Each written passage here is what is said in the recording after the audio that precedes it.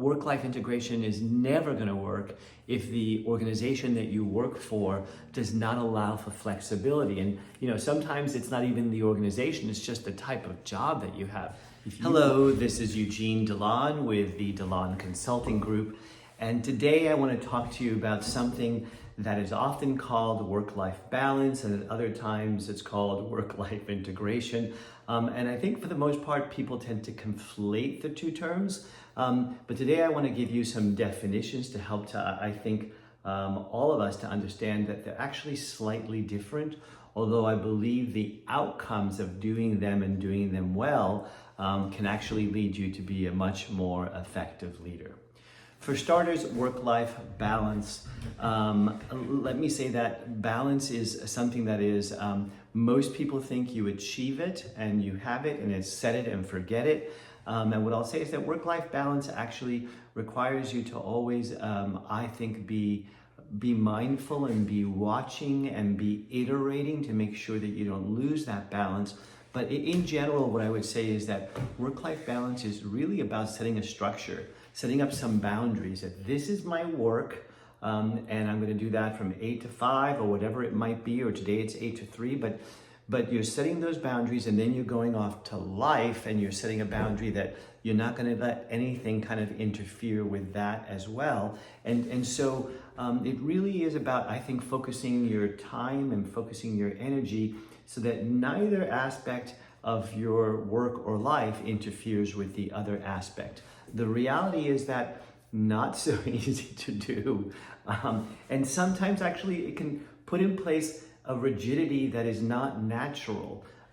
Sometimes it's just convenient to run errands for both work and life. I'm going to the grocery store, but I also need more paper, for my printer. And so again, very simple example, but sometimes it does make more sense. And so that rigidity can sometimes, I think, be not supportive, I think, of helping you to optimize and find the efficiencies. I'm kind of getting a little bit ahead of myself because I wanted to talk a little bit about the potential for guilt, because as someone who can sometimes feel a little guilty, I think it's important that when you're trying to accomplish work-life balance, you're always, I think, maybe feeling a little guilty because is work keeping me away from life and my family and my friends, or the other way around? Am I spending too much time over here and my work is suffering for it? And so again, the thing that I just touched on is the sense of, I think, of optimizing that in a work-life balance. You really are trying to keep them separate. So you're not looking at the whole gestalt of your life and saying, where are the efficiencies here in terms of how I might organize my day, in terms of the things that I need to accomplish so that I can actually accomplish the most. So again, very quickly, work-life balance is about that structure. It's about trying to maintain the separateness in the service of trying to make sure that you're fully present at work when you're at work and fully present at life when you're in life. And so it requires that setting of strict limits. Now, integration on the other side, something I'm a lot more familiar with because it's a little bit more constitutional for me, is that I tend to blur the boundaries. Even yesterday was Sunday, and I did a little bit of work here in my office in terms of preparing for this talk, but I was mowing the lawn, then I came back in and I did a little reading, and then I went and played with the dog. And so that's more of the natural flow for me. And so there is this interconnectedness of this is my whole life. And so I'm trying to seamlessly move through the different areas. And so for instance, today I'm doing this now. I ran to the dry cleaners.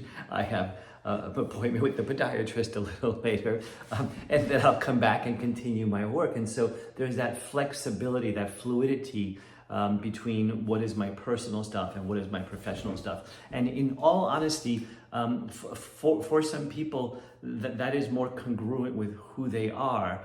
And in my particular case, I can't be creative on demand. Some people have the ability to do that.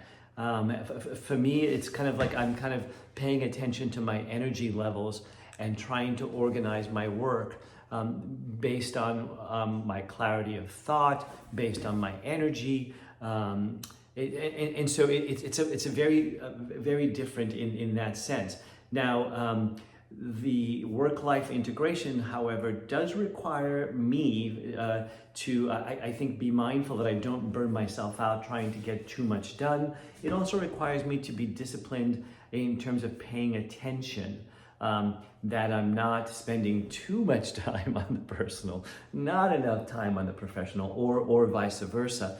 And I have to also say that work-life integration is never going to work if the organization that you work for does not allow for flexibility. And sometimes it's not even the organization, it's just the type of job that you have.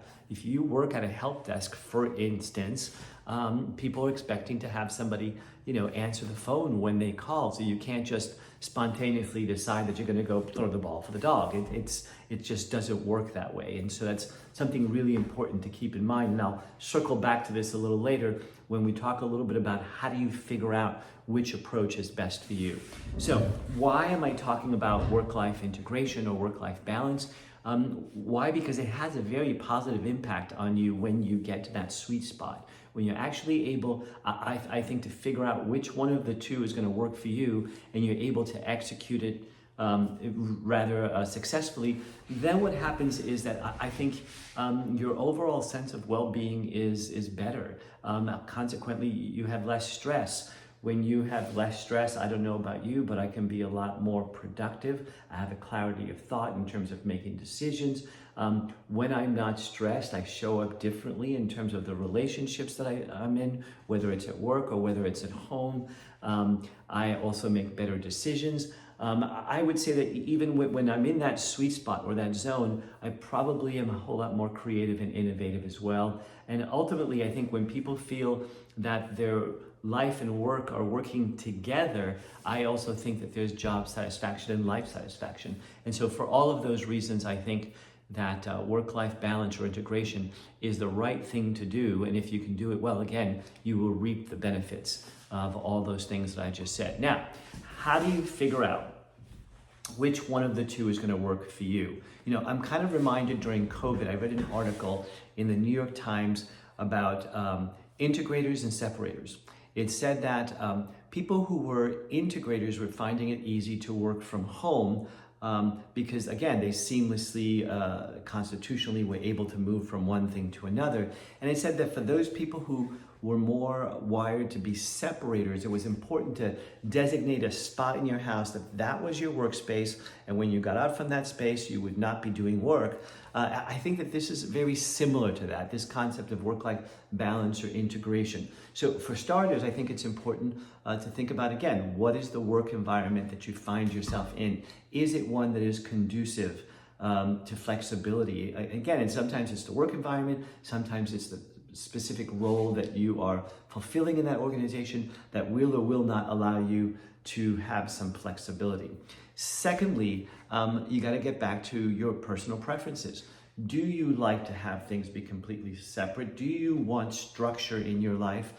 Because it helps you to feel like you're achieving things because you took care of A, B, and C, so that structure is there to give you a sense of accomplishment. Or are you someone who feels more at ease multitasking like I do? I can do 20 things at once.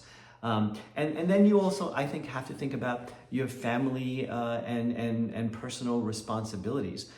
If you have small children and you want to go to a ball game, the kids are in sports involved in school, or you have doctor's appointments, you have an elderly parent that you have to care for, that sometimes you have to rush home. Those kinds of things can actually, I think, influence your choices in terms of whether or not you can really commit to balance or have to do more of the integration, because you have to be a little bit more spontaneous because your life is requiring that from you. And so think about those kinds of things. And then once you've thought about those, I'm going to give you, I think I have 4 or 5 different things for you to consider in terms of being able to decide which one is going to be more effective for you. The first one is really, again, assess the current situation, assess at work, flexibility or not, assess your personal life in terms of what your personal needs are, Sometimes we have a lot of outside commitments. I serve on 2 boards, and I have a job, and I have a family. So there's all kinds of things kind of competing for my time. So that needs to weigh into my decision around which one of these approaches I'm going to attempt to use in my own personal life.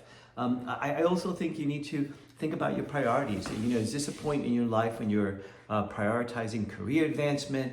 Are there personal priorities, like you want to make sure you don't miss your child's first steps? Those kinds of things can actually influence which one of these is going to work out better for you. And once you've done some of that thinking, I want to encourage you to go and experiment. Say for the next week or 2 or 3 weeks, I'm going to try and really be this separator person and try to achieve some balance where work is these hours and home is those hours. And you experiment, and then you come back and you check with yourself. You say, hey, how is that feeling? Where are my stress levels? Maybe you gather some feedback from colleagues or from family in terms of the impact that you're having that can kind of help you, I think, to assess which one of these might be better for you. And then, of course, I want you just to kind of check and monitor your well-being. How are you feeling? Are you feeling less stressed, or are you feeling more stressed? And of course, your productivity and your effectiveness. So those are all the things that you can do in terms of trying to accomplish more balance or integration in your life. And again, it's a very personal thing. For me, I would say it's almost rather constitutional. Part of the reason why I love consulting is because it gives me that flexibility. There are times when I absolutely have to be on and I have to be present. And then I have times when I have complete flexibility in terms of how I'm living my life. And so for me, that brings me joy. And that brings me satisfaction in terms of my life. So I'm going to leave that there and say that I hope you will reach out to learn more about work-life balance or integration or any of the services that we offer. Thank you, and I will speak to you soon. Bye.